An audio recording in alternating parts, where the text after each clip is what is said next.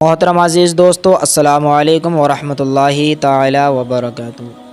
آج کی ویڈیو میں ہم بات کریں گے اللہ تعالیٰ کی کتابیں اور 4 مشہور کتابیں اور صحیفوں کے بارے میں، اور ان کے تعلق سے قرآن مجید میں کیا فرمایا گیا ہے، اسی کے بارے میں بات کریں گے۔ تو آئیے چلتے ہیں ویڈیو کی طرف۔ اللہ تعالیٰ کی چھوٹی بڑی بہت سی کتابیں پیغمبروں پر نازل ہوئی ہیں۔ بڑی کتابوں کو کتاب اور چھوٹی کتابوں کو صحیفہ کہتے ہیں۔ آسمانی کتابوں میں سب سے مشہور 4 کتابیں ہیں۔ نمبر 1 توریت، حضرت موسیٰ علیہ السلام پر نازل ہوئی۔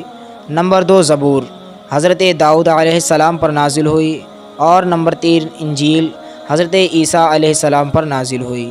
اور نمبر 4 قرآن مجید، حضرت محمد صلی اللہ علیہ وسلم پر نازل ہوئی۔ صحیفوں کی تعداد اللہ رب العزت ہی خوب جانتا ہے، لیکن چند صحیفے ہیں حضرت آدم علیہ السلام پر، اور چند صحیفے شیش علیہ السلام پر، اور چند صحیفے حضرت ابراہیم علیہ السلام پر نازل ہوئے ہیں۔ ان کے علاوہ اور بھی صحیفے ہیں جو بعض پیغمبروں پر نازل ہوئے۔ توریت کے بارے میں اللہ تعالیٰ نے قرآن مجید میں ارشاد فرمایا، بے شک ہم نے توریت اتاری، اس میں ہدایت اور نور ہے۔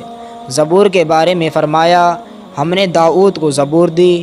انجیل کے بارے میں فرمایا، ہم نے عیسیٰ ابن مریم کو بھیجا اور انہیں انجیل دی۔ مسلمانوں کو قرآن مجید کے ذریعے ان تینوں کتابوں کو آسمانی کتابیں ہونا معلوم ہوا۔ ایسا شخص جو ان 3 کتابوں کو کتابیں نہ مانے کافر ہے۔ ان تینوں کتابیں اب اپنی اصل صورت میں موجود نہیں ہیں، کیونکہ قرآن مجید میں یہ بات ثابت ہوتی ہے کہ لوگوں نے ان کتابوں میں عدل بدل کر دیا، یعنی تحریف ہوئی ہے۔ اس لیے ان موجودہ تینوں کتابوں کے متعلق یہ یقین نہیں رکھنا چاہیے کہ یہ اصلی آسمانی کتابیں ہیں۔ چاروں کتابوں میں سب سے افضل اور سادہ باقی رہنے والی کتاب قرآن مجید ہے۔ قرآن مجید اللہ تعالیٰ کی کتاب بھی ہے اور اللہ تعالیٰ کا کلام بھی ہے، ہمارے پیارے نبی صلی اللہ تعالیٰ علیہ وسلم پر نازل ہوئی ہے۔ قرآن مجید کا ایک ایک حرف اور ایک ایک لفظ محفوظ ہے، اس میں ایک لفظ کی بھی کمی بیشی نہیں ہوئی، اور نہ قیامت تک کوئی بھی کمی بیشی ہو سکے گی۔ قرآن مجید کی حفاظت کی ذمہ داری خود اللہ تعالیٰ نے لی ہے۔ قرآن مجید کا کلام اونچے درجے کی عبارت ہے کہ اس کی چھوٹی سے چھوٹی صورت کے مثل اس جیسا دنیا کا کوئی شخص بھی نہیں بنا سکتا۔ قرآن مجید آخری شریعت کا احکام لایا ہے، اس لیے اس کے بہت سے احکام نے پہلی کتابوں کے حکم کو منسوخ کر دیا ہے، یعنی ختم کر دیا ہے۔ پہلی کتابیں ایک دفعہ ہی اکٹھی نازل ہوئیں، لیکن قرآن مجید 23 برس تک ضرورتوں کے لحاظ سے تھوڑا تھوڑا نازل ہوتا رہا۔